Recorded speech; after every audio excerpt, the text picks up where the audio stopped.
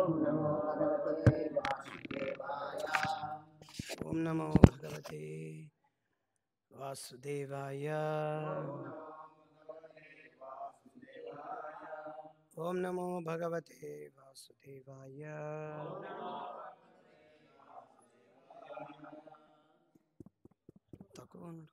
हरे Krishna.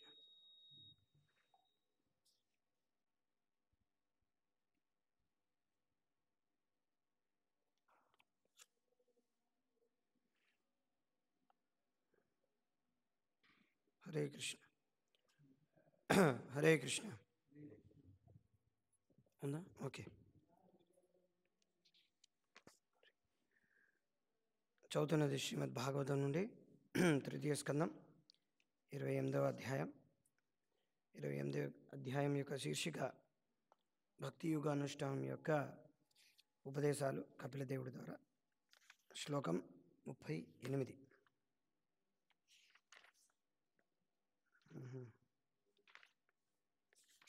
Okay. దేహః అపి దైవవశగః ఖలు కర్మ యావత్ స్వ ఆరంభకం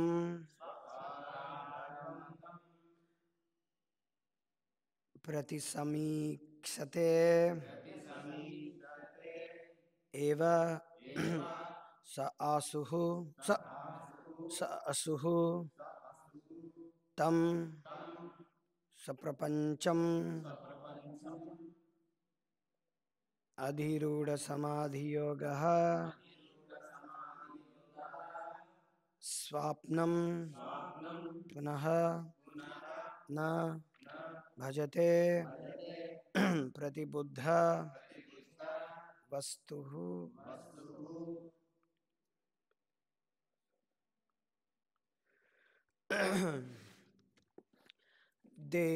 देहोऽपि दैववशगः खलु कर्म यावत् देहोऽपि दैववशगः खलु कर्म यावत् स्वारम्भकं प्रतिसमीक्षत एव साशुः.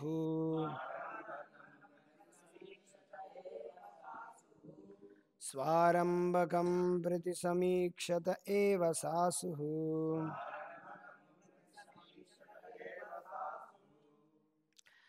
तं स प्रपञ्चमधिरूढसमाधियोगः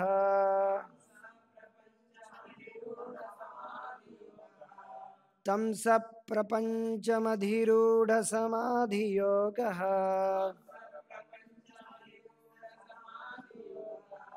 स्वाप्नं पुनर्न भजते प्रतिबुद्धवस्तुः.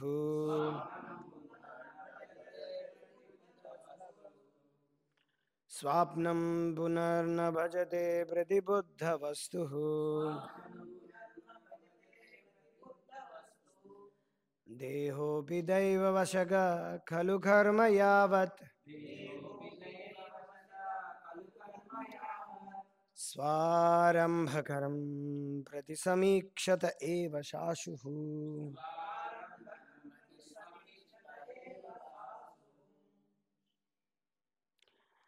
तं स प्रपञ्चमधिरूढसमाधियोगः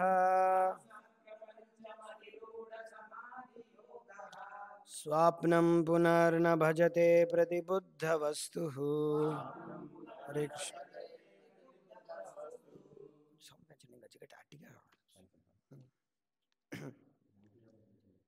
देहोऽपि दैववशगः खलु कर्म यावत् स्वारम्भकं प्रतिसमीक्षत एव साशुः. तं स प्रपञ्चमधिरूढसमाधियोगः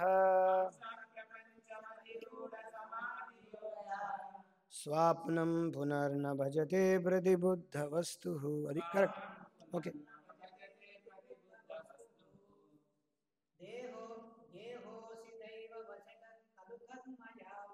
దేహోపి దైవవశగః ఖలు కర్మ యావత్ స్వారంభకం ప్రతి సమీక్షత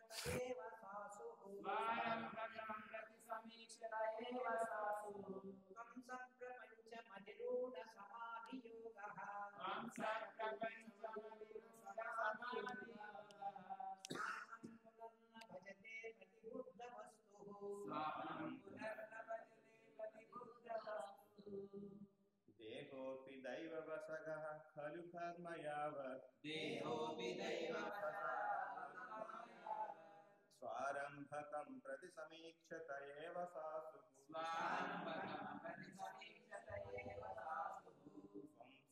సప్రపంచమధిరూఢ సమాధియోగః స్వాప్నం పునర్న భజతే ప్రతిబుద్ధ వస్తుః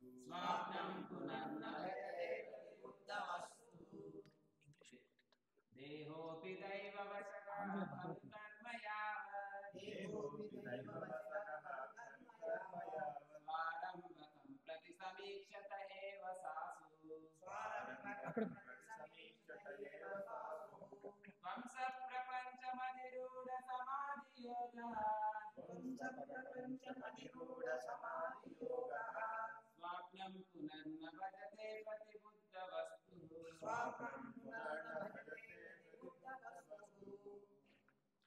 ఓకే, ప్రతిపదార్థం, అనువాదం మరియు తాత్పర్యం వచ్చింది.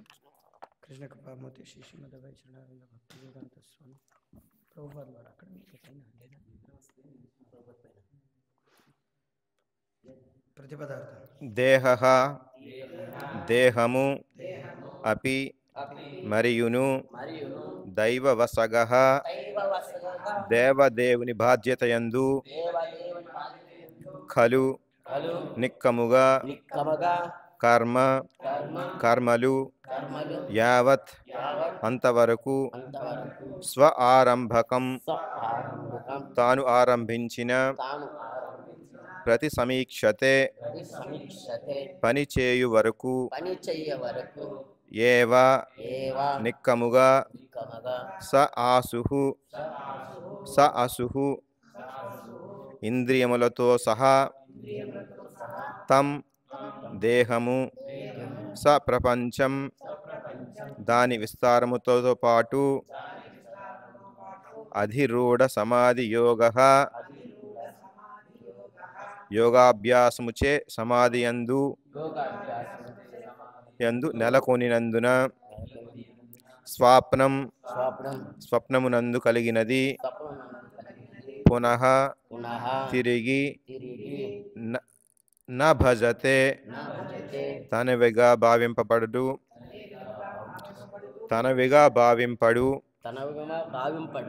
ప్రతిబుద్ధ మేల్కాంచి వస్తువు తన సహజ స్థితి ఎడ అట్టి ముక్తుడగు యోగి యొక్క దేహపు ఇంద్రియములతో సహా బాధ్యతను దేవదేవుడే వహించును. విధిగతమగు కర్మలు పూర్తియగునంత వరకు ఆ దేహము పనిచేయును. స్వరూప సిద్ధి బడసి ఆ విధముగా యోగపు అత్యున్నత పూర్ణత్వ స్థితి యందు సమాధి యందు నెలకొనినందున ముక్తాత్ముడు దేహమునకు సంబంధించిన వానివి తనవిగా భావింపడు. ఆ విధముగా దేహపరమగు కర్మలను అతడు స్వప్నమందరి కర్మలుగా తలచును. భాష్యము.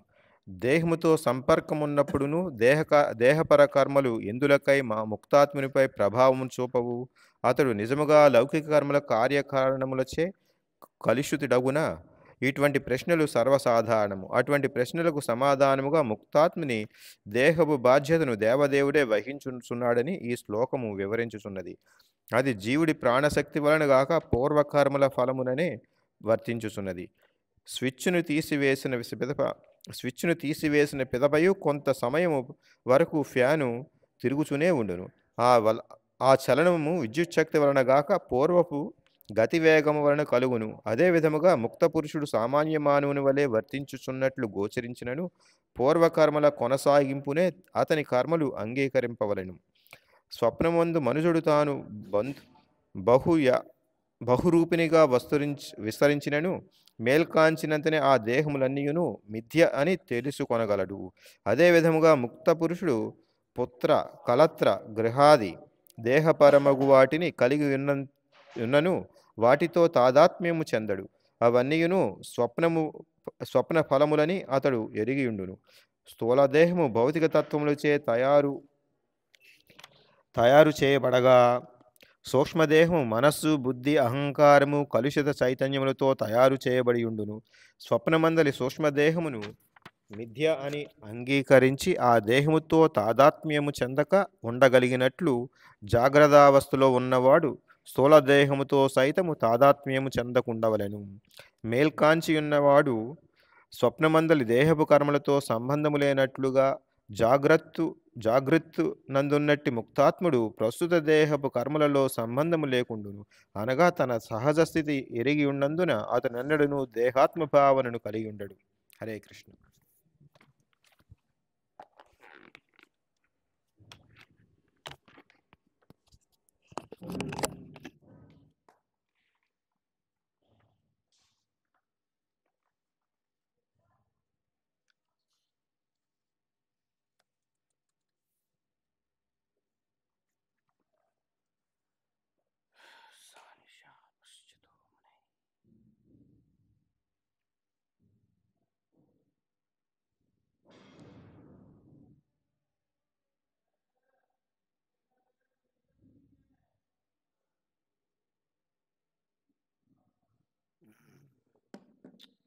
ఓకే. ఓం దత్సతోమ జ్ఞానతిమిరాంధస్య జ్ఞానాంజన శలాఖ్య చక్షురున్మిళితం येन తస్మై శ్రీ గురవే నమః. నమో విష్ణుపాదాయ కృష్ణప్రేష్ఠాయ భూతలే శ్రీమతే భక్తి వికాస స్వామితి నామిని. నమో విష్ణుపాదాయ కృష్ణప్రేష్ఠాయ భూతలే శ్రీమతే భక్తి వేదాంత స్వామితి నామిని. నమస్తే సారస్వతి నిర్విశేష శూన్యవాది జయ శ్రీ కృష్ణ చైతన్య భక్తి శ్రీ అద్వైత గదాధర శ్రీవాసది గౌర భక్తవృంద. హరే కృష్ణ కృష్ణ కృష్ణ హరే హరే, హరే రామ రామ రామ హరే హరే. గురువే గౌరచంద్రాయ రాధికాయ తదాలయ కృష్ణాయ కృష్ణ భక్తాయ తద్భక్తాయ నమః. ముఖం కరోతి వాచాలం మంగళం గాయత్రీ కృపాతమహం వందే పరమానందమాధవం శ్రీ చైతన్య యోంత ప్రవశ్యమాచ సంజీవయత్య అఖిల శక్తిధరస్సుత అన్యాంశ్చ ప్రాణాన్నమో భగవతే పురుషాయ ఆగీషాయస్య లక్ష్మీ యస్యాస్తే హృదయ సంవిత్తం నృసింహమహం భజేత్. ఉగ్రోప్యనుగ్రీవాయం సుభక్తానాం నిజగురు హరివాణ్య కృష్ణ చిత్తో చిత్తో ప్రేత పితృగే ప్రవచన సుఖాప్త.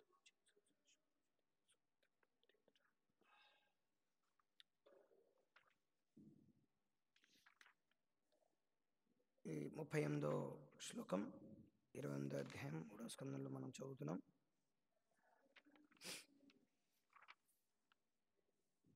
ఒక యోగి యొక్క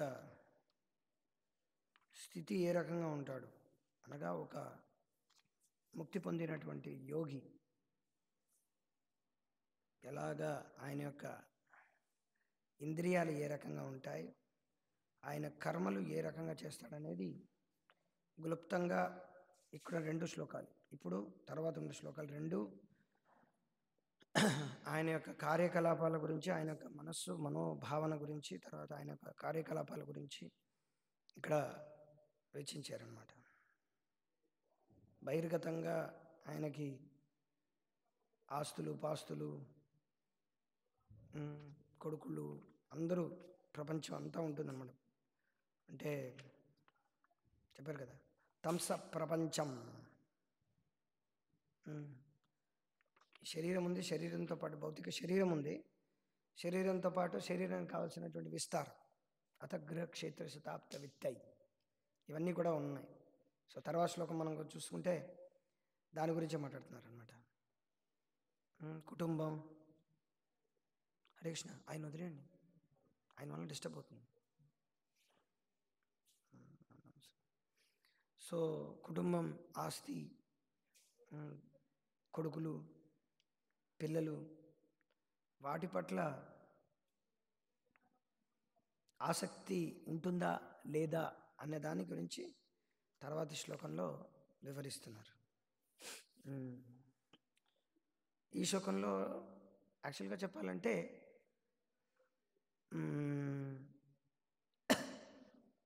ఈ శ్లోకం అనేది భగవద్గీత యొక్క డైరెక్ట్ ఒక శ్లోకంకి మనం దాని గురించి చెప్పుకోవచ్చు అన్నమాట. అంటే ఈ శ్లోకం చదివిన తర్వాత నాకు ఆ శ్లోకమే గుర్తొచ్చింది. నో, అనన్యాశ్చింతయంతో మనం అయి ఉండొచ్చు. కాకపోతే ఇక్కడ ఏంటంటే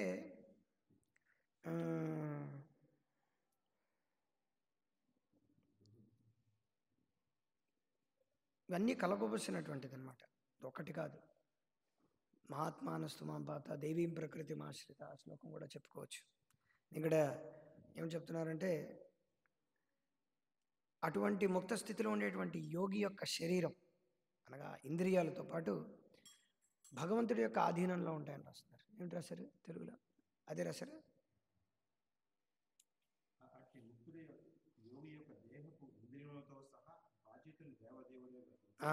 సో బాధ్యత అనేది దేవదేవుడు వహిస్తున్నాడు. His functions until it is destined activities are finished. ఆ శరీరం ఉన్నంత వరకు శరీరం ఇచ్చాడు కాబట్టి, శరీరం ఉంది కాబట్టి ఆ శరీరానికి కావాల్సినటువంటి ఆ శరీరం ఎంతవరకు అయితే పని చేస్తుందో అంతవరకు దీని చేత భగవంతుడే పని చేయిస్తున్నాడు అనమాట. సో ఇక్కడ దాని గురించి మొదలు చెప్పారు. తర్వాత ఏం చెప్పారు? అటువంటి ముక్తి పొందినటువంటి భక్తుడు తన యొక్క స్వాభావిక స్థితి నుంచి ఎప్పుడు కూడా మేల్కొనే ఉంటాడు. ఏమిటి రాశారు తర్వాత? అటువంటి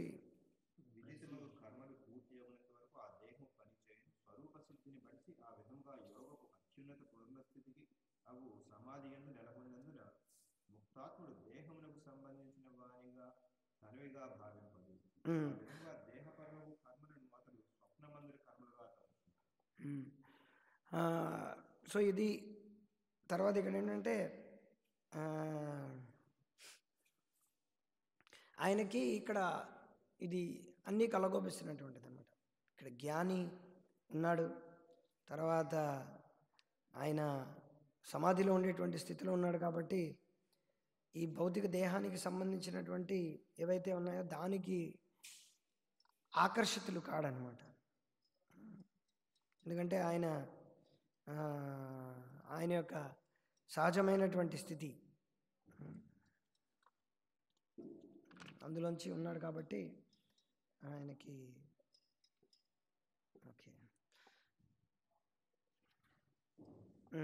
ఆయన యొక్క శరీరానికి సంబంధించినటువంటి కార్యాలన్నీ కూడా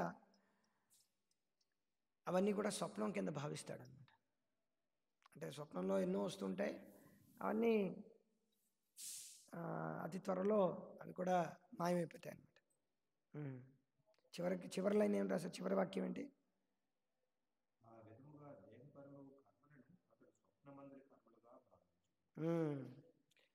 సో దానికి ఏంటంటే అది స్వప్నంగా భావిస్తాడు. శిల ప్రభుపాదుల వారు ఏం రాస్తున్నారంటే ఈ విధంగా ఒక వ్యక్తి కొన్ని ప్రశ్నలు అడగొచ్చు అని చెప్పి ప్రశ్నలు వేశారన్నమాట. ఏమిటి? ఓకే, ముక్త పురుషుడు అంటున్నారు సరే, కాకపోతే ప్రశ్న ఏమిటి వస్తుందంటే ఎంతవరకైతే దేహంతో ముడిపడి ఉంటాడో ఆ దేహం యొక్క కార్యాలు ఆయనకి ఏమాత్రం స్పందించరా దానికి అని అడుగుతున్నాడు. దానికి ప్రభావవంతులు కాడా అంటే స్పందిస్తాడు కదా, స్పందిస్తేనే ప్రభావం అవుతుంది. సో ప్రభావం వల్ల స్పందిస్తాడు అనమాట. సో ఈ యాక్షన్ అండ్ రియాక్షన్ ఎలా అవుతుంది? ఎందువలన ఈ రకమైనటువంటి శరీరానికి సంబంధించినటువంటి కార్యాలు ముక్త పురుషుడైనటువంటి వ్యక్తికి ఎందుకు ప్రభావితం కావు? ఎందుకంటే ఆయన శరీరంలో ఉన్నాడు, భౌతిక శరీరంలో. ఎందుకు ప్రభావితం కావు? ఈ ప్రశ్న ఎవరికి వస్తుంది? మామూలుగా అయితే ఎవరైతే ముక్త పురుషుడికి బద్ధస్థితిలో ఉండేటువంటి వ్యక్తికి తేడా ఎవరికైతే తెలీదో వాళ్ళందరూ ఒకలాగే అనుకుంటారనమాట. తర్వాత ఏమిటి ప్రశ్న, ఎప్పుడైతే మనం శారీరకంగా ఏవైతే కార్యాలు చేస్తామో దానివల్ల ప్రభావితం ఎప్పుడైతే అవుతామో అప్పుడేమవుతుంది, కార్యము దాని యొక్క ఫలితము, కార్యం చేయడం వల్ల ఫలితం వస్తుంది, కారణం కాజ్ అండ్ ఎఫెక్ట్ వచ్చేస్తుంది అన్నమాట, action and reaction. So doesn't he actually become contaminated with action and reaction material.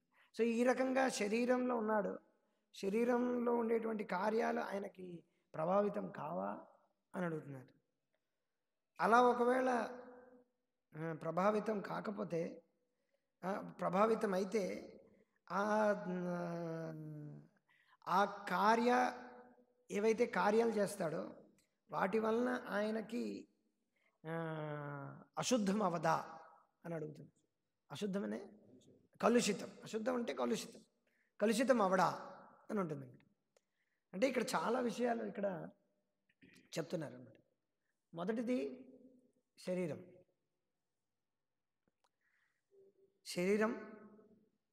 అంటే దానికి సంబంధించినటువంటి ఇంద్రియాలు. శరీరము ఇంద్రియాలు ఉన్నాయి కాబట్టి వాటికి పని అవసరం అన్నమాట, వాటికి కార్యం అవసరం అన్నమాట. ఎప్పుడైతే కార్యం చేస్తామో అందులో మనకేంటంటే ఏ కార్యం అయితే చేస్తామో దానికి ప్రతిఫలం అనేది ఉంటుంది అన్నమాట. కార్యం అంటే పని చేయడం. ఏ కార్యం చేసినప్పటికీ అందులో ఏదో రకంగా భౌతికమైనటువంటి కార్యం ఏ చేసినప్పటికీ దానిలో ఏంటంటే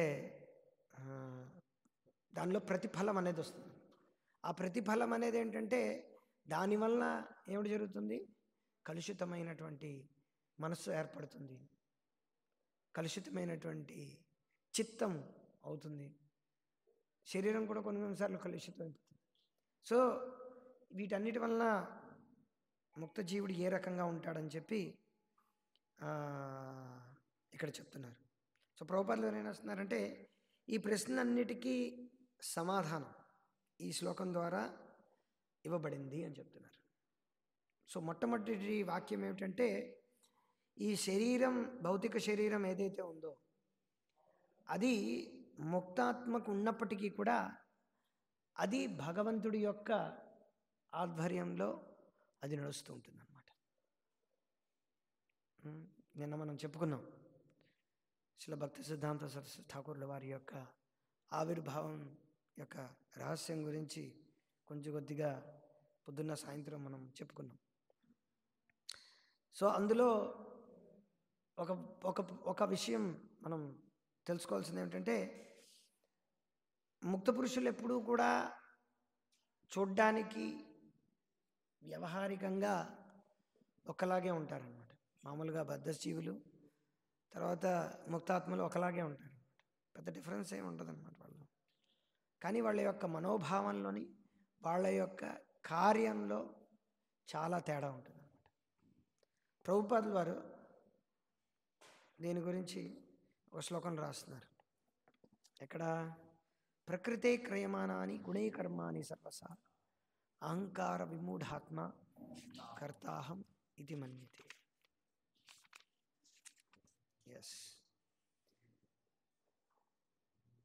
ప్రకృతే క్రియమానాని 3:27.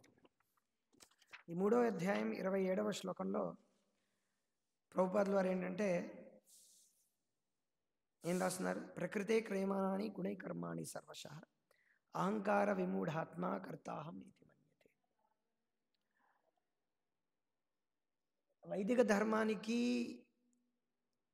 మిగతా మతాలకి అనగా అబ్రహామిక్ మతాలకి ఇదే తేడా అన్నమాట.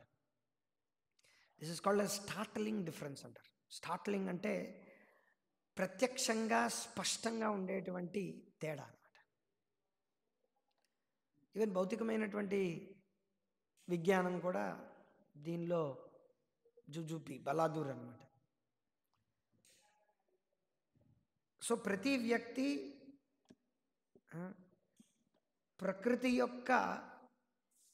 ప్రతి వ్యక్తి కార్యం చేస్తుంటాడు అన్నమాట. కార్యం చెయ్యనటువంటి క్రియాముద్ర క్రియాయోగం అంటాం. మంది యాక్చువల్గా రియల్ క్రియాయోగం, కృష్ణ క్రియ, కృష్ణ క్రియాయోగం.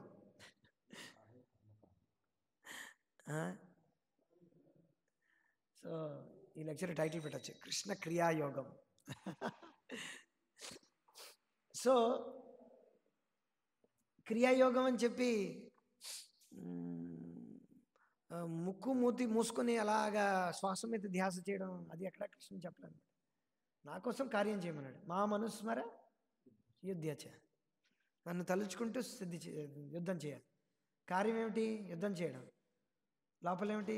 కృష్ణుని తలుచుకోవడం. కృష్ణ క్రియ యోగం అంటే కృష్ణుడితో సంబంధం ఉంటాను మనం యుద్ధం చేసినప్పటికీ కూడా అర్జునుడితో చెప్పాడు. కానీ ఇక్కడ సమస్య అంతా ఎక్కడ వస్తుందంటే ఈ ప్రకృతి భౌతిక ప్రకృతి అనమాట. ఇక్కడ మొదట తెలుసుకోవాల్సింది ఏంటంటే ప్రకృతేకరమైన గుణై కర్మాణి సర్వస కర్తాహం ఇది మన్యతి. అంటే ఏమిటి? ఎవరైతే వ్యక్తులు కార్యం చేస్తున్నారో ఈ భౌతిక ప్రపంచంలోని క్రియని అనుసరిస్తున్నారో, తద్వారా వాళ్ళు ఫలితాన్ని ఆశిస్తున్నారో, ఫలితం వస్తుందో, ఆ ఫలితం రావడం వలన వాళ్ళు అశుద్ధులవుతున్నారు, లేకపోతే వాళ్ళు ఇంకా ఇంకా బంధనంలోకి చిక్కుకుంటున్నారు అన్నమాట. అంటే ఒక కార్యంతో ఒక క్రియ అలా అలా అలా కాజ్ అండ్ ఎఫెక్ట్ మధ్యలో ఏంటంటే వాళ్ళు కార్యాలన్నీ చేసుకుంటూ వెళ్ళిపోతున్నారు, దానికి ఫలితఫలం అనుభవిస్తున్నారు, దానికి మళ్ళీ కార్యం చేసుకుంటూ వెళ్ళిపోతున్నారు. ఈ విధంగా వాళ్ళు ఏంటంటే వాళ్ళే చేస్తున్నారు అని అనుకుంటున్నారు అన్నమాట. కానీ వాళ్ళే చేస్తున్నారు. ఇది ఎలా వర్కౌట్ అవుతుంది? ఎలా తెలుస్తుంది? ఇక్కడ ఏం చెప్తున్నారు? యాక్చువల్గా చెప్పాలంటే స్పిరిట్ సోల్ ఎవరైతే ఆత్మ ఉన్నారో ఆ ఆత్మ అనేది ఏంటంటే ఈ శరీరంలో బద్ధస్థితి లేపింది అనమాట. అది ఏమిటంటే ఏమీ చెయ్యలేని నిస్సహాయ స్థితిలో ఉందన్నమాట. యాక్చువల్గా ఆత్మ ఏమీ చేయడం లేదు. ఆత్మ ఏమిటి? ఈ భౌతిక ప్రపంచంలో ఈ శరీరంలో వచ్చేసింది అనమాట. భౌతిక ప్రపంచంలో ఈ శరీరంలోకి వచ్చేసింది కాబట్టి ఇంకేమి చేయలేదు. ఆ శరీరం ప్రకారంగా అది వర్క్ చేయాల్సిందే.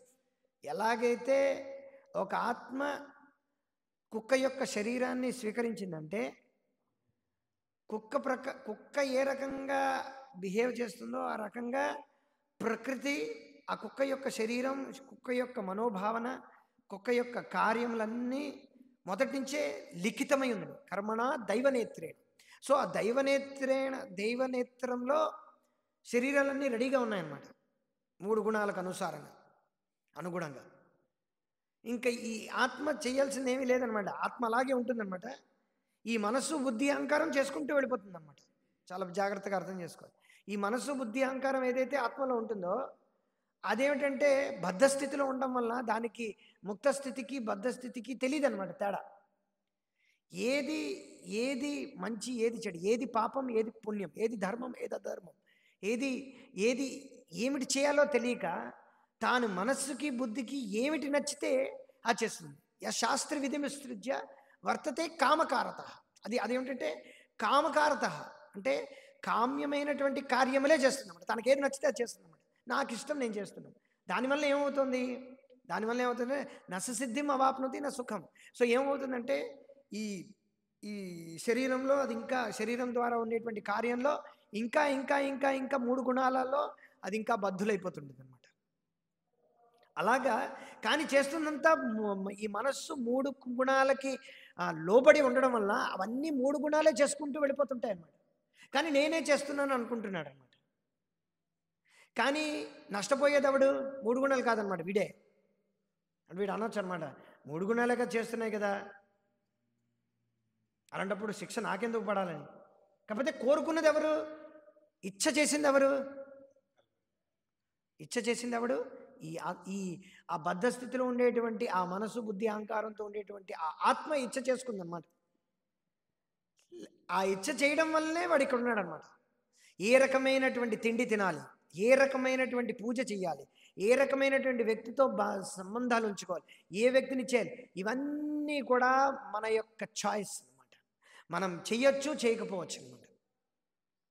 అది భగవంతుడేమి మిమ్మల్ని ఇప్పుడు భగవంతుడు నమ్మచ్చు, నమ్మకపోవచ్చు అనమాట. అదేమి భగవంతుడేమి మిమ్మల్ని మిమ్మల్ని బద్ధం చేయటం లేదనమాట, చెయ్యాల్సిందే అని చెప్తున్నాడు అనమాట, కార్యం ఇస్తున్నాడు. కానీ చాలామంది ఈవెన్ బైబిల్లో కూడా ఇలాగే క్లియర్గా ఉంటుందన్నమాట. ఏమిటి ఇవన్నీ బైబిల్లో కూడా చెప్తారనమాట. మార్క్ చాప్టర్ అంతా కూడా అలాగే ఉంటుందన్నమాట. అంటే ఫ్రీ విల్ ఉన్నట్టుగా, చాయిస్ ఉన్నట్టుగా మీరే మార్క్లో కూడా 16:16లో చెప్పారనమాట. అంటే నువ్వు దేవుడి యొక్క అదే ఎవరైతే బ్యాప్టైజ్ అయిపోతారో వాళ్ళందరూ సేవ్ అవుతారు, కానీ వాళ్ళందరూ నరకానికి వెళ్తారు.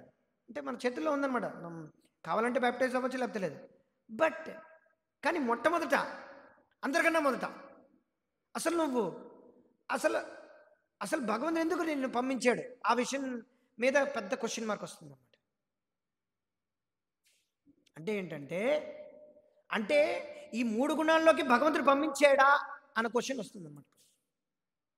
ఇప్పుడు ఈ బద్ధ స్థితిలోకి ఎవడైతే పంపించాడో, ఎవడైతే ఈ కష్టాలు ఇచ్చాడో వాడిని పట్టుకోవాలి, కానీ మిమ్మల్ని పట్టుకోవడం ఏంటి? మామూలుగా అయితే బైబిల్లో దీనికి ఆన్సర్ ఏమిటి? ఎప్పుడో 2000-6000 సంవత్సరాల క్రితం క్రియేషన్ జరిగినప్పుడు ఆదాము ఈవు ఏదో చేశారో అది జనరేషన్ పరంగా ఆ పాపం అనేది మనకు వచ్చేసిందంట. అయి ఉండొచ్చు, కానీ ఇప్పుడు మన చేతుల్లో అందులో ప్రకారంగా బైబిల్ ప్రకారంగా అయి ఉండొచ్చు, అది ఆ రకంగా. కాకపోతే ఏంటంటే అది వ్యవహారికంగా అది పచ్చి తప్పు అన్నమాట. ఎందుకు అంటే ఏమిటంటే, సృష్టి చేసింది భగవంతుడు, అందులో ఆడమ్ ఈవేట్లు పెట్టింది భగవంతుడు, అంతా కూడా దేవుడే చేశాడు, నిన్ను కూడా అందులోకి పంపించాడు. ఎంత పర్ఫెక్ట్ అయిందంట. ఏంటి సృష్టి అంతా పర్ఫెక్ట్, అందరూ కూడా పర్ఫెక్ట్. కాకపోతే ఏంటంటే దేవుడు చెప్పాడు అనమాట, ఇది తినొద్దు అని. ఎందుకు తినొద్దు అన్నాడు? ఎందుకు అలా చెప్పాడు? దానికి ఆన్సర్ ఏమీ లేదనమాట అక్కడెక్కడ. అది ట్రీ ఆఫ్ లైఫ్, అందులో ఈ ఫార్బిడన్ ఫ్రూట్ ఏదో ఉందో అది తినకూడదు అన్నారు. ఈ ఆడది ఏదైతే ఉందో ఇవి తిన్నాదంట. కానీ ఒకటి అర్థం కాని విషయం ఏంటంటే, ఈ వీళ్ళందరూ ఈ జనరేషన్గా ఈ పాపం అనేది అలాగొచ్చేసిందంట. కానీ వైదిక ధర్మం అది కాదనమాట. ఏమిటి? కృష్ణ భూలియా జీవు భోగవాంఛాకరే. భగవంతుడిని మర్చిపోయి ఈ జీవుడు తలుచుకుంటాడనమాట, నేను దేవుణ్ణి అవ్వాలి, లేకపోతే నేను ఈ ప్రకృతికి ఆధీనం చలాయించాలి. That is original sin. అది నిజమైన మొట్టమొదటిగా ఉండేటువంటి కలుషితం, మొట్టమొదటిగా ఉండేటువంటి కల్మషం. అంటే ఏమిటి? ఈ జీవుడు తటస్థం అవ్వడం వలన, ఈ తటస్థ జీవుడు అనమాట. జీవుడు అనేది ఏంటంటే ఆధ్యాత్మిక ప్రపంచంలోనే ఉండగలడు, ఆధ్యాత్మిక యొక్క శక్తి యొక్క ఆధ్వర్యంలో ఆనందంగా. అదే జీవుడు ఈ భౌతిక సంసారంలో బద్ధస్థితిలో బహిరంగ శక్తి యొక్క ఆధ్వర్యంలో కూడా ఉండి కష్టాలను అనుభవించగలడు అనమాట. ఇది ఇక్కడి నుంచి ఫ్రీ చాయిస్ స్టార్ట్ అవుతుంది. కానీ దానికి ముందర భగవంతుడే మనల్ని పుట్టిస్తున్నాడు, భగవంతుడే మనల్ని చంపుతున్నాడు కాదనమాట. అది కాదు. భగవంతుడు అసలు ఫస్ట్ ఎందుకు ఇక్కడ ఆయన చెప్పడం ఏంటి? మొత్తం అంతా కూడా బాగానే ఉంది, కాకపోతే అక్కడ ఎప్పుడో చేసిన పాపం వల్ల అందరూ అనుభవిస్తున్నారు. సిన్ అనేది తర్వాత ఎంటర్ అయింది, పాపం అనేది తర్వాత వచ్చిందని చెప్తున్నారు. కానీ ఈ భౌతిక ప్రపంచం ఎప్పుడూ దుఃఖాలయం, అశాశ్వతమే. ఇక్కడ ఎవరు వస్తారు? ఎవరైతే ఇది పర్ఫెక్ట్ ప్లేస్ కాదనమాట. తర్వాత సిన్ ఎంటర్ అయింది కాదు, అది తప్పు. ఈ భౌతిక ప్రపంచం ఎందుకు భగవంతుడు సృష్టించాడంటే, ఎందుకు జైలు సృష్టిస్తారు? ఎందుకంటే గవర్నమెంట్కి తెలుసు అన్నమాట, వీళ్ళు ఎలాగైనా సరే ఎవరో ఒకరు ఉంటారు ఈ సిటిజన్స్లో, కొంతమంది వాళ్ళు ఎలాగైనా సరే చట్టాలని అధిగమిస్తారు, చట్టం వాడి చేతిలో తీసుకుంటారనమాట. నేనే చట్టాన్ని అనుకుంటుంటాడనమాట. అలా అనుకోవడం వల్ల ఏమవుతుంది? వెంటనే వాడు క్రిమినల్ అవుతాడనమాట, వెంటనే వాడు జైల్లో పెడతాడనమాట. ఇక్కడి నుంచి వాడు వాడు సంస్కరించుకోవచ్చు, జైలు నుంచి బయటకు రావచ్చు, తర్వాత అదంతా ఓకే. కాకపోతే జైల్లోకి ఎందుకు వెళ్ళారు? గవర్నమెంట్ తోసిందా మిమ్మల్ని జైల్లోకి? గవర్నమెంట్ ఏం తోయలేదు, నువ్వు చట్టాన్ని అధిగమించావు కాబట్టి, నువ్వు కోరుకున్నావు, ఆ రకంగా నువ్వు కోరుకున్నావు కాబట్టి నువ్వు జైల్లోకి వెళ్ళావు. అంతేకాని గవర్నమెంట్ నిన్నేమి తోసేది అనమాట టెస్ట్ చేయడానికి. అంటే ఏంటంటే వాళ్ళు ఏమంటారంటే, మనల్ని ఎందుకు భగవంతుడు ఇక్కడ పంపిస్తారంటే టెస్ట్ చేయడానికి అంట. ఎందుకు అందరినీ ఒకలాగే టెస్ట్ చేయొచ్చు కదా? అలాంటప్పుడు కొంతమందికి ఎందుకు ఒకలాగే టెస్ట్ చేస్తున్నారు, ఇంకొంతమందికి ఎందుకు? అలాంటప్పుడు కొంతమంది ఎందుకు? ఒకవేళ మొత్తం భౌతిక ప్రపంచం అంతా పాపములతో ఉంటూ ఉంటే కొంతమంది అంటే పుణ్యానికే స్థలం లేకున్నప్పుడు కొంతమంది ఎందుకు ఐశ్వర్యాలను అనుభవిస్తున్నారు, కొంతమంది ఎందుకు కటిక దరిద్రాన్ని అనుభవిస్తున్నారు, కొంతమంది ఐశ్వర్యం ఉన్నప్పటికీ కటిక దరిద్రాన్ని శరీరం ద్వారా ఎన్నో రోగాల ద్వారా అనుభవిస్తారు. అన్నీ ఉన్నాయని అల్లు నోట్లో శని ఉన్నట్టుగా అన్నీ బాగున్నాయి, డబ్బులు ఉన్నాయి, అన్నీ ఉన్నప్పటికీ కూడా ఏమీ తినలేడనమాట. రోగాలు అనమాట, ఎన్నో సమస్యలు అనమాట. పుట్టిన దగ్గర నుంచి వాడికి రోగాలే. కొంతమందికి అవయవాలు సరిగా ఉంటే ఏమీ తినలేడనమాట వాడు. కొంత ఏముండవు, వాళ్ళు ఎందుకలా పడుతున్నారు, దానికి ఆన్సర్ ఎక్కడ లేదనమాట. సృష్టిలో అది మనం అడగకూడదు అనమాట, ఎందుకంటే దానికి డెఫినేషన్ లేదు. ఇప్పుడే మనకేంటంటే ఏమర్థమవుతుందంటే ఇది మన యొక్క జీవితం, మన యొక్క ఆత్మ, మన యొక్క జీవితం ఏదైతే ఇప్పుడు ప్రారంభించామో అది ఇప్పటిది కాదు. అందుకే ఇక్కడ చెప్తున్నారు అనమాట. ఇక్కడ ఈ 3 గుణాలు ఇప్పుడిప్పుడుకు రాలేదన్నమాట. ఈ కాలం అనేది ఇప్పుడు రాలేదన్నమాట. ఈ 3 గుణాలు మొదటి నుంచి ఉన్నాయి. భూమి ఈ భౌతిక ప్రపంచం ఎప్పుడైతే భగవంతుడి యొక్క ఐక్షజ అని చెప్పి భగవంతుడు ఎప్పుడైతే ఈ భౌతిక ప్రపంచం పైన బహిరంగ శక్తి పైన ఎప్పుడైతే చూస్తాడో అప్పటి నుంచే అంటే అనాది కర్మ ఫలే, అనాదిగా స్టార్ట్ అయిందనమాట. దానికి అయితే టైం తెలియదు అనమాట, ఎప్పుడు స్టార్ట్ అయిందని. సో ఈ భౌతిక ప్రపంచం అనేది ఏమిటంటే ఆ భగవంతుడి యొక్క దృష్టితో స్టార్ట్ అయిందన్నమాట. అప్పటి నుంచి టైం స్టార్ట్ అయింది. 3 గుణాలు కాలంతో సంపర్కమై మొత్తం జీవులపైన ప్రభావితం చూపిస్తుంది అన్నమాట. సో ఎప్పుడైతే ఎంతవరకైతే జీవుడు భగవంతుడితో ఉంటాడో ఏ సమస్య ఉండదన్నమాట. ఎప్పుడైతే తాను కృష్ణ భూలియా భగవంతుడిని విస్మృతి ఎప్పుడైతే వస్తుందో, ఎందుకంటే తటస్థ శక్తి అవ్వడం వలన తాను కావాలంటే ఉంటాడు. ఎందుకంటే భగవంతుడు ఆ ఇండిపెండెన్స్, మనల్ని భగవంతుడు కావాలని ఇక్కడ పెట్టాడు అనమాట. పెట్టి మనల్ని టెస్ట్ చేయడు. ఎందుకు భగవంతుడు పాపపూరితమైనటువంటి ఈ పాపం తర్వాత వస్తుంది మంత్రి భగవంతుడు తెలుసు కదా. అంటే పాపం వస్తుంది, ఇలా వాళ్ళు తినరు అంటే భగవంతుడు కంట్రోల్ లేదా అలాంటప్పుడు? ఇవన్నీ క్వశ్చన్స్ వస్తాయి. మరి భగవంతుడి కంట్రోల్ లేదా? భగవంతుడికి తెలీదా ఇవన్నీ అవుతాయి, ఇది ఈ కాలచక్రం ఇలా తిరుగుతుంది, ఈ పాపాలన్నీ కూడా ఎప్పుడో యాడమ్ అండ్ ఈవ్ చేశారు, దాని తర్వాత అందరికీ పాపం అవుతుంది, మొత్తం అంతా పాపపూరితంగా అయిపోతుంది, ఇక్కడి నుంచి మనం బయటపడేది ఎలాగని చెప్పారు. కానీ ఇవన్నీ కూడా మొదట ఎలా స్టార్ట్ అయింది అనేది అందులో విఫలమైందనమాట. సో అందుకే వైదిక జ్ఞానం ప్రకారం, వైద్య శాస్త్రం ప్రకారం, భగవద్గీత ప్రకారం ఏమిటంటే ఇవన్నీ కూడా భగవంతుడు చేస్తున్నాడు. కరెక్టే, భగవంతుడు సృష్టి చేస్తున్నాడు. జీవుడు ఏమి చేయటం లేదు, జీవుడు ఇచ్చ చేస్తాడు అన్నమాట.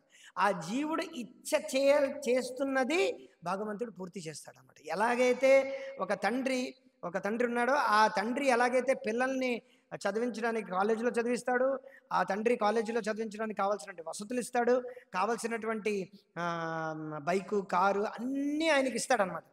అన్నీ ఈ సమకూర్చి ఆ సమకూర్చిన దాంట్లో ఏదైతే ఆ కాలేజీకి వెళ్తాడు పిల్లడు, ఫర్ ఎగ్జాంపుల్ ఉదాహరణకి ఒక తండ్రి ఉన్నాడంటే ఆ తండ్రి పిల్లవాడికి ఇంజనీరింగ్ చదవాలంటే ఇంజనీరింగ్ చదివిస్తాడు, ఆ ఇంజనీరింగ్ కావాల్సినటువంటి పుస్తకాలు కొనిపిస్తాడు, ఫీజు కడతాడు, హాస్టల్ ఫీజు కడతాడు, హాస్టల్లో ఉండమంటే అన్నీ ఆయనకి సౌకర్యాలు అన్నీ ఇస్తాడనమాట. కానీ ఎవరి యొక్క ఆధ్వర్యంలో చేస్తున్నాడు? అన్నీ కూడా తండ్రి యొక్క ఆధ్వర్యంలో, తండ్రి యొక్క డబ్బుతో అన్నీ చేస్తాడనమాట. కానీ అక్కడ ఏదైనా సరే ఆ కాలేజీలో ఏదైనా అవార్డు రివార్డు వచ్చినా సరే, సాల్వాలు కప్పించుకున్నా సరే అన్నీ ఆయనే కప్పుకుంటాడు అన్నమాట. అన్ని అవార్డులు అన్నీ తీసుకుంటాడు. కానీ ఎప్పుడైతే ఏవైనా సమస్యలు వచ్చిందంటే కాలేజీలో వీడు ఏదైనా చేశాడు అనుకోండి, తండ్రిదే బాధ్యత అంటే, ఎందుకంటే నాకే కదా తండ్రి అన్ని డబ్బు ఇచ్చాడు, నేనే చదువుకుంటున్నాను, నాదేమీ లేదు, అంతా కూడా తండ్రిదే బాధ్యత అంటే కాదన్నమాట. లోపల తీసి సెల్లో 4 కొడతారు, అప్పుడు జ్ఞాపకం వస్తుంది నేనే చేశానని. నానా దరిద్రం అన్నీ చేసేసి నాదేమీ లేదు, అంతా మా నాన్నే చేశాడు, ఆయనదే బాధ్యత, ఆయనే తీసుకోవాలి, దీనికి దండన అంటే ఇది ఎలా ఉంటుంది? ఇదంత అవివేకం ఇంకోటి లేదనమాట. అంటే మనం కోరుకున్నాం అన్నమాట, ఓకే మనం ఇక్కడికి వెళ్తాం అక్కడికి వెళ్తామని. అప్పుడు భగవంతుడు మనకి ఒక ప్లేస్ అన్నీ. సో జీవుడు ఎప్పుడైతే కోరుకుంటే అప్పటి నుంచే భౌతిక ప్రపంచం అనేది, ఆ భౌతిక ప్రపంచం ఉందే జీవుల్ని సంస్కరించుకోవడానికి. What is that? సో భౌతిక ప్రపంచం ఎందుకు ఉంది? భౌతిక ప్రపంచం ఎందుకు ఉందంటే to mend or to rectify the rebellious souls. So ఈ రకంగా విమూఢ అహంకారంతో విమూఢులైనటువంటి జీవుల కోసం సంస్కరించుకోవడానికి ఉండేటువంటిదే ఈ భౌతిక ప్రపంచం నోట. 3 గుణాల నుంచి ఎలా బయటికి రావడం, దాని గురించి మొత్తం అంతా ఈ అధ్యాయం, ఈ ఏమిటంటారు దీన్ని, ఈ తాత్పర్యం అంతా ప్రభుపాదుల వారు దాలకంగా వివరిస్తున్నారు అనమాట. కానీ ఎవరైతే జీవులు ముక్త పురుషులు ఉంటారో వాళ్ళు ఈ భౌతిక ప్రపంచంలోనే ఉంటారన్నమాట.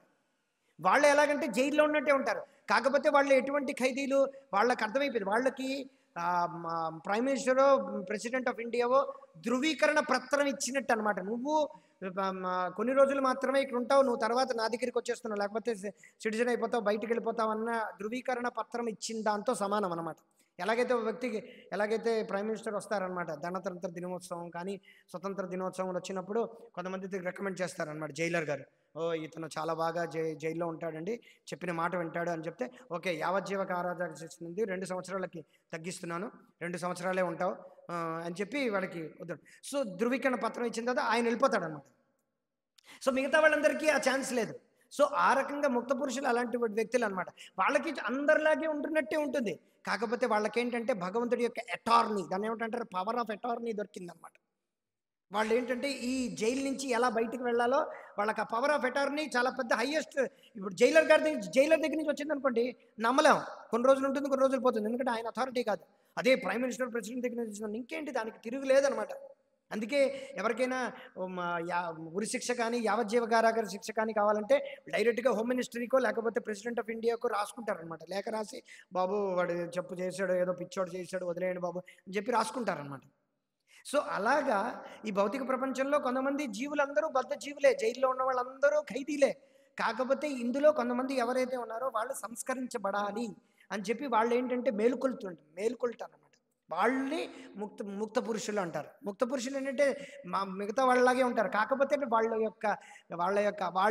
యొక్క కార్యాలన్నీ కూడా, వాళ్ళు భౌతిక దేహం ఉన్నప్పటికీ కూడా అవన్నీ కూడా భగవంతుడి యొక్క ఆధ్వర్యంలో అవన్నీ నడుస్తుంటాయి అన్నమాట. మయాధ్యక్షేణ ప్రకృతి సూయతే సచరాచరం. అందుకే ఈ శ్లోకాన్ని చదివినంటే ఆ శ్లోకం గుర్తు రావాలి. ఏమిటి, యానిషా సర్వభూతాని తస్యాం జాగృతి సంయమి.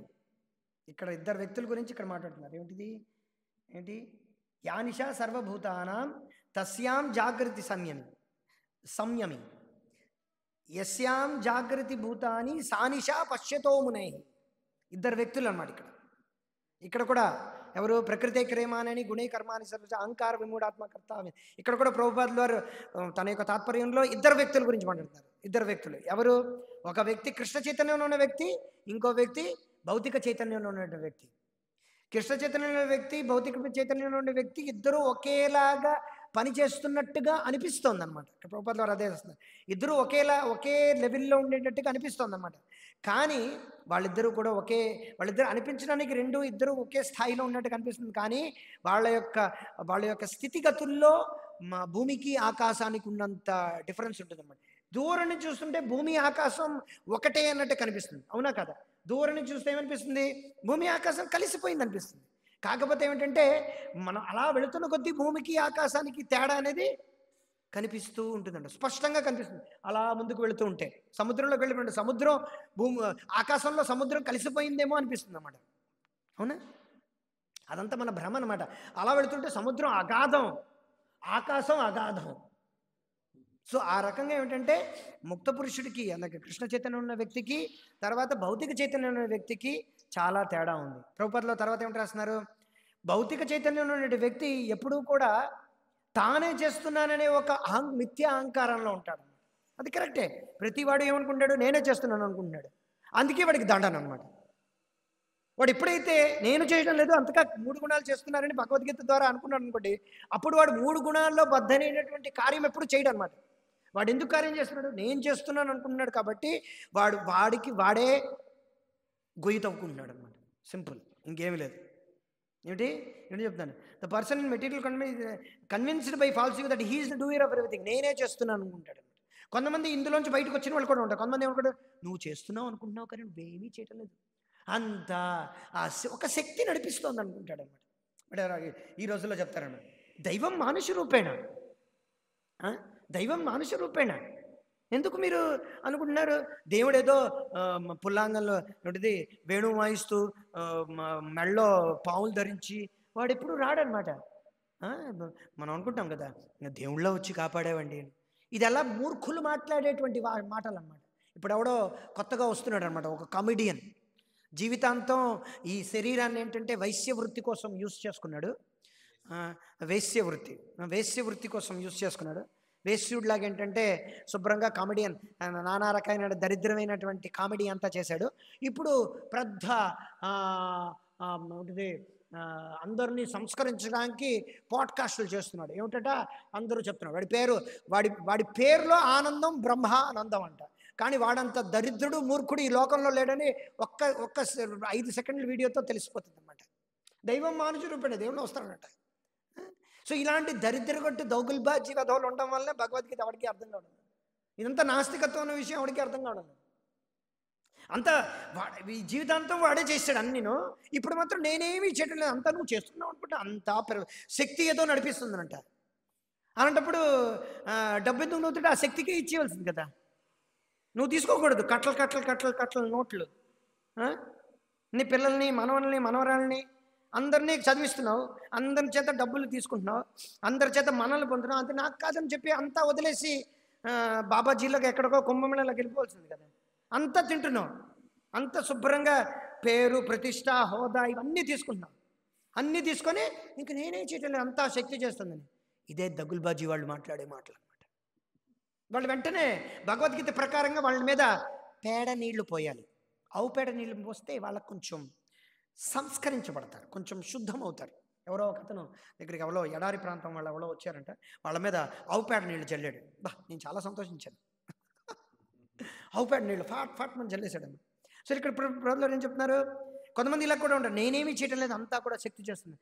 నువ్వు మరి ఏదైనా హత్య చేయి, ఏదైనా చెయ్యి, అయితే నేనేం చేయడం లేదంటే మనం చేస్తున్నాం అన్నమాట. ఎవరు చేస్తున్నాడు? బద్ధస్థితిలో ఉండేటువంటి ఆ జీవుడు ఉండడం వల్ల ఆ 3 గుణాలు మీ చేత చేయిస్తున్నాయి, ప్రేరేపిస్తున్నాడు. నైక శిక్షణమపి జాతు తిష్టత్య కర్మకృత్. ఎవరు కూడా వాళ్ళ యొక్క బద్ధస్థితిలో ఉండేటువంటి ఆ వాసన నుంచి బయట పడలేరనమాట అంత సులువుగా. బద్ధస్థితిలో ఉండేటువంటి ఆ ప్రకంపనలు, ఆ ఇన్స్టింక్ట్స్ అంటారు కదా, అందులోంచి బయటపడడం అంత సులువైనటువంటి మార్గం కాదండి. ఎందుకంటే ఎంతవరకైతే 3 గుణాల యొక్క డెఫినేషన్, సత్వగుణం ఏ రకంగా దాని యొక్క లక్షణాలు ఏమిటి, రజోగుణం యొక్క లక్షణాలు ఏమిటి, స్తమోగుణం యొక్క లక్షణాలు ఏమిటి, దీనికి అధిపతి ఎవరు, ఆయనకి నేను సేవ చేయాలని మనం ఎప్పుడైతే ఆ రూట్ కాస్ యథాతరోర్ మూలని సేచన తృప్తంది తత్స్కంద భుజోపశాఖ, ఎంతవరకైతే వేళ్ళకి నీళ్లు పోయకుండా కడుపులో ఆహారం వేయకుండా మనం ఏం చేయటం లేదు అని చెప్పి మనం ఎన్ని ప్రగల్భాలు పలికినా, ఎన్ని ప్రవచనాలు ఇచ్చినా, ఎన్ని కామెడీ షోలు చేసినా, ఎన్ని స్టాండప్ కామెడీలు చేసినా, ఎన్ని రకాలుగా వేదాంతాలు ఏంటంటే దీని ఎలా ఉందంటే డెవిల్ సైటింగ్ వర్సెస్ అంటే ఏంటంటే సాతాను శ్లోకాలు వర్ణించిందట, దెయ్యాలు ఏంటి శ్లోకాలు వర్ణిస్తున్నాయంట, దెయ్యాలు వేదాలు వర్ణిస్తున్నట్టుగా. అసలు వేదాలు అంటే వేదాలని చెప్పి వేదాలకు మన ఆ శ్లోకం సామెత తప్పు. దెయ్యాలు శ్లోకాలు వర్ణిస్తాయి, లేకపోతే సువార్తలు చెప్తున్నాయంట దెయ్యాలు.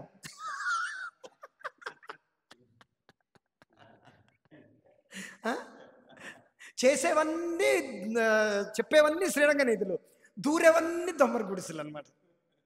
వీళ్ళన్నీ శ్రీరంగ నీతులు చెప్తారు అందరికీను.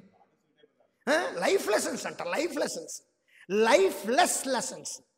There is no life, there is lifeless lessons, death lessons. అది విన్నాడంటే అందరికీ మరణమే వస్తుంది. అందరికీ దినదిన గంటం 100 ఏళ్ళ ఆయుష్ అన్నట్టుగా అందరూ కూడా నరకంలోకి వెళ్తారనమాట. He does not know the mechanism produced by the material nature. వాడికి తెలియదు అనమాట. వాడి యొక్క శరీరం, వాడి యొక్క మనస్సు అన్నీ కూడా భౌతిక ప్రకృతి యొక్క పంజంలో ఉందన్నమాట. వాడి భౌతిక ప్రకృతి యొక్క పంజంలో ఉంది. భౌతిక ప్రకృతి వాడి చేత చెప్పిస్తుంది అలాగా.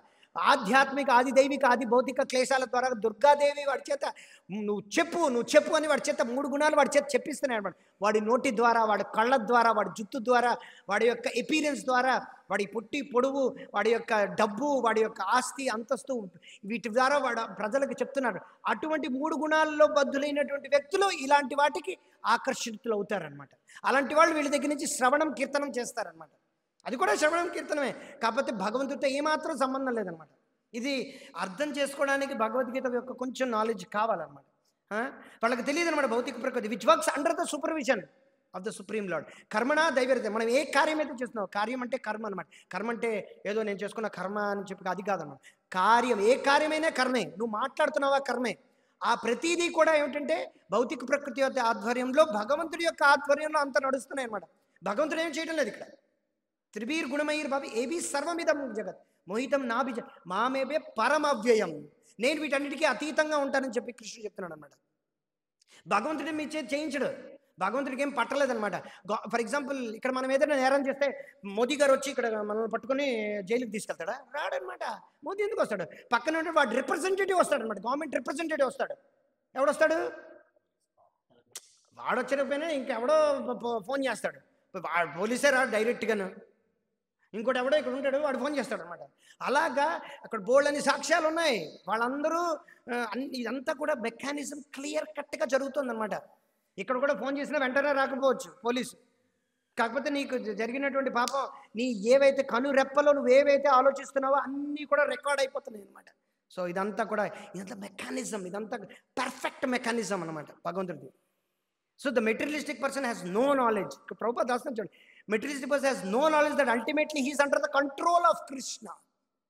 ఇదన్నమాట. ఇది మనకు తెలుసుకోవాల్సింది ఏంటంటే, వాడు ఎప్పటికీ కూడా భౌతిక ప్రకృతి యొక్క ఆధీనంలోనే ఉంటాడే తప్ప వాడెప్పుడూ ముక్తుడు కాలేడు. ఎంతవరకైతే ఏమిటి మోక్షం విష్ణు అంగ్రి లాభం, మోక్షం ఎంతవరకైతే వాడు భగవంతుడికి శరణాగతి. అందుకే భగవంతుడు ఎందుకు చెప్పాడు, సర్వధర్మాన్ని పరిత్యజ్య మామేకం శరణం బ్రజ అహం త్వాం సర్వపాపేభ్యో మోక్షయిష్యామి. వీటన్నిటి నుంచి బయట నేను పెడతానని చెప్తాను. 3 గుణాల నుంచి నేను బయట పట్టిస్తాను. ఎందువలన పాపం చేస్తున్నాం? 3 గంటలలో బద్ధుడడం వలన పాపం పుణ్యం పాపం పుణ్యం పాపం పుణ్యం చేసి మనం ఊర్ధ్వ గచ్చంతి సత్వస్థ మధ్య తిష్టంతి రాజస జగన్న గుణవితిష్ట అదో గచ్చంతి తామస అని 3 గుణాల్లో పైకి కిందికి సత్వగుణం కొన్ని సార్లు, కొన్ని రజోగుణం, కొన్ని తమగుణం. భక్తి వినోద్ ఠాకూర్ వారు చెప్పినట్టుగా కొన్ని సార్లు కబూ రాజా, కబూ దైత్య, కబూ దేవ్ అని చెప్పి ఆయన తిరుగుతే ఏ రూపే బ్రహ్మాండ భ్రమితే తిరుగుతున్నాడు అనమాట, ఇష్టం వచ్చినట్టు పైకి కిందకి. కొన్ని సార్లు మానవ జన్మలోనే అటు ఇటు తిరుగుతున్నాడు అనమాట. కొన్ని సార్లు నాగరికత కలిగినటువంటి, కొన్ని సార్లు అనాగరికత కలిగినటువంటి వ్యక్తులుగా ఈ రకంగా ఏంటంటే భగవంతుడి యొక్క ఆధీనంలో వీడు అమ్మ కడుపులోకి వెళ్తున్నాడు, మృత్యుముఖంలోకి వెళ్తున్నాడు, అమ్మ కడుపులోకి వెళ్తున్నాడు, మృత్యుముఖంలోకి వస్తున్నాడు అనమాట. ఇది మనం అర్థం చేసుకోవాల్సింది అనమాట. కానీ వాడేమనుకుంటున్నాడు, అబ్బా నేనేంటంటే నేను పెద్ద కమెడియన్ని, నేను పెద్ద లెక్చర్లు ఇస్తాను, ఎందరూ వినాలి, లైఫ్ లెసన్స్ అంటున్నాడు. లైఫ్ లెసన్ కాదు, లైఫ్ లెసన్స్. అందులో కూడా లెసన్స్ ఉంటాయి కొన్ని, కాకపోతే అందులో ఏం జీవం లేదు, ప్రాణం లేదనమాట. మొండి ముష్కరపు వెధవలాగా వాడు ముఖం అంతా కూడా శ్మశాన వాటికిలా కనిపిస్తుంటుంది అనమాట. అవును, భౌతికమైన వ్యక్తులు ఎలా ఉంటారు? జాంబీస్లా ఉంటారు. జాంబీ అంటే తెలీదా? అంటే జీవశవాలు అనమాట. మనం అంటున్నాం జీవశవాలు ఎలా ఉంటాయంటే మనం చూస్తే తెలుస్తుంది అనమాట. భగవద్గీత చదివిన తర్వాత ఎప్పుడైతే మనం చూస్తామో ఒక వ్యక్తి జీవశవంలో ఎలా ఉంటున్నాడు అనేది ప్రస్ఫుటంగా క్లియర్గా కనిపిస్తుంది అనమాట మనకి. ఇలా జీవశవాలు అలాగా నడుస్తూ ఉంటాయన్నమాట, నడుస్తున్నాయి అనమాట. ప్రభుపాదులు అదే క్లియర్గా వస్తుంది. The person in false ego takes all credit for doing everything independently and that is the symptom of his nescience. వాడి యొక్క చీకటికి పరాకాష్ఠ ఏమిటి? నేనే చేస్తున్నాను అంటుంటాడు, లేకపోతే ఏదో శక్తి నాతో చేయిస్తుంది అంటాడు, లేకపోతే అంతా కూడా ఆటోమేటిక్గా జరిగిపోయింది, నా వల్ల నేను సక్సెస్ అయిపోయినా అది ఇది. ఏమిటి సక్సెస్? జస్ట్ ఒక్క మరణం, ఒక్క హార్ట్ అటాక్, ఒక్క పెరాలసిస్ వస్తే చాలు, మొత్తం అంతా అక్కడ స్థితిగతులు అన్నీ మారిపోతాయి అన్నమాట. ఫాల్స్ ఈగో, అహంకారం అని takes all credit. He does not know that this gross and subtle body is the creation of eternal nature under the order of Supreme Personality of Godhead. As such, his bodily and mental activities should be engaged in the service of Krishna in Krishna consciousness. So Krishna భక్తిలో చేయాల్సినటువంటి కార్యం వాడు చేయకుండా మిగతా కార్యాలు చేస్తుంటే వాడు ఏమవుతుందంటే దానికి బద్ధస్థితిలో ఎలాగైతే ఊబిలో కూరుకుపోతున్నాడో ఈ భౌతిక ప్రపంచంలో కూరుకుపోయిపోతున్నాడు అనమాట. ఊర్ధ్వమూలమజ శాఖం అసత్తం ప్రాహురవ్యయం చందాంసి యస్య పర్ణాని యస్తం వేద సవేదవేద. ఈ భౌతిక ప్రపంచం యొక్క చెట్టు ఎలా ఉందిట? తిరగబడి ఉందంట. దాని యొక్క మూలం ఎక్కడుంది? ఆధ్యాత్మిక ప్రపంచంలో ఉంది. అది ఏమిటంటే ఎంతవరకైతే ఈ భౌతిక కార్యాలు చేస్తుంటే వాడు ఈ చెట్టుకి ఎలాగే కింద ఉందో అలాగ వాడు కిందకి వెళ్ళిపోతుంటాడు అనమాట. కిందకి వెళ్ళిపోతుంటాడు. అధోగచ్చంతి తామస. అటువంటి వ్యక్తులు వాడు ఏంటంటే చాలా ఉగ్రకర్మ. 16వ అధ్యాయంలో వాళ్ళే అసురులు అవుతారన్నమాట. వాళ్ళు పెద్ద పెద్ద పోడ్కాస్టులు అవుతారు, వాళ్ళు పెద్ద పెద్ద యూట్యూబర్లు అవుతారు, వాళ్ళు పెద్ద పెద్ద రాజకీయ నాయకులు అవుతారు, వాళ్ళు పెద్ద పెద్ద సినిమా వాళ్ళు అవుతారు, వాళ్ళు పెద్ద పెద్ద వాళ్ళు చాలా పెద్ద పెద్ద పేరు మోసిన వాళ్ళు. కానీ అదంతా కూడా ఉగ్రకర్మ. వాళ్ళని బద్ధస్థితిలోకి తీసుకెళ్తుంది. మిగతా వాళ్ళు ఎవరైతే వాళ్ళ ఫాలోవర్స్ ఉన్నారో వాళ్ళకి నరకంలోకి తీసుకువెళ్తుంది అనమాట. దంభో దర్ప అభిమానశ్చ క్రోధ పారుషమేవచ అని చెప్పి, దంభో దర్పం అభిమానం అదో రకమైనటువంటి అభిమానం, అదో రకమైనటువంటి దంభం, దర్పం, అభిమానం, క్రోధం, పారుషం, ఇవన్నీ కూడా ఏమిటంటే 3 గుణాల్లో బద్దలైనటువంటి వ్యక్తుల యొక్క ఆభూషణలు అన్నమాట. ఎలాగైతే అఘోరీలకి ఇలాగ భస్మాలతో ఉండి ఇలాగ ఏమిటంటారు కపాళాలతో ఇలా ఉండి ఎలాగైతే ఉంటాయో వీళ్ళకి ఆభూషణాలు ఏమిటాయి. దంభో దర్పం అభిమానం క్రోధం పేరు సంపత్తు ఐశ్వర్యం పొలాలు చెరువులు చేపల చెరువులు బంధువులు స్విస్ బ్యాంక్ అకౌంట్లు ఇవన్నీ వాళ్ళ యొక్క ఆభూషణాలు అన్నమాట. కానీ ఇవన్నీ ఎక్కడి నుంచి వచ్చాయి? జస్ట్ 3 గుణాల నుంచి బయటపడిపోయాయి. సో ఇక్కడ ప్రభువు చెప్తారు, the ignorant man forgets the supreme known as Rishikesha. So ఇక్కడ ఎవరైతే రిషికేశుడు గురించి అర్థం చేసుకుంటారో వాళ్ళ గురించి ఇక్కడ విషయం అనేది చెప్పారన్నమాట. సో ఎవరైతే ఆ రకంగా వాళ్ళు ఈ రకంగా ఈ జ్ఞానాన్ని ఎవరైతే సంపాదించుకొని వాళ్ళు ఈ బద్ధస్థితిలో ఉండకుండా నేను భక్తియుక్త సేవ చేయాలి, ఇహాయస్య హరేర్దాసే కర్మణా మనసాగిర నిఖిలశ్వపి అవస్థాషు జీవన్ముక్త ఉచ్యతే, ఇవన్నీ ఉంటాయన్నమాట. ఆయన కూడా కార్యం చేస్తాడు, ఆయన కూడా పేరు ప్రతిష్ట హోదా సంపత్తు కార్లు భవనాలు బ్యాంక్ బ్యాలెన్స్ అన్నీ ఉంటాయి. కాకపోతే వాడికి ఈయనకి తేడా ఏమిటంటే వాడేంటంటే నేనే చేస్తున్నాను కార్యం అని ఇంకా బద్దులై ఉంటాడు. ఈయన అన్నీ ఉన్నప్పటికీ కూడా ఎప్పుడు కూడా ఏమాలోచిస్తాడు, నేను భగవంతుడి యొక్క దాసానుదాసుడిని అనుకుంటాడు. అటువంటి వ్యక్తి ముక్త పురుషుడు అన్నమాట. అంబరీష్ మహారాజు కానీ పరీక్షిత్ మహారాజు కానీ యుధిష్ఠిర్ మహారాజు కానీ వీళ్ళందరూ అలాగే అనుకున్నారు. యుధిష్ఠిర్ మహారాజుకి దుర్యోధనుడికి గల తేడా అదేనమాట. Simple definition. ఇద్దరు రాజులే, ధర్మరాజు ఇద్దరు క్షత్రియులే. కానీ దుర్యోధనుడు పాలిస్తున్నప్పుడు ధృతరాష్ట్రుడు పాలిస్తున్నప్పుడు జనాలు ఏం చచ్చిపోవటం లేదు, కరువులు కాటకాలతో ఏం ప్రాబ్లం ఏం లేదు. బ్రాహ్మణులకి దాన ధర్మాలు అన్నీ బాగా చేస్తాడనమాట. విష్ణువు యొక్క పూజ కూడా చేయొచ్చు, ఎందుకంటే వేదాల్లో చెప్పారు కాబట్టి. కాకపోతే ఏంటంటే వాళ్ళ యొక్క మనోభావన ప్రకారంగా రెండిట్లో తేడా అదేనమాట. యుధిష్ఠుడి యొక్క మనోభావం కృష్ణుడికి కృష్ణుడి యొక్క భక్తులకి దాసానుదాసులు. ఆయన కృష్ణుడిని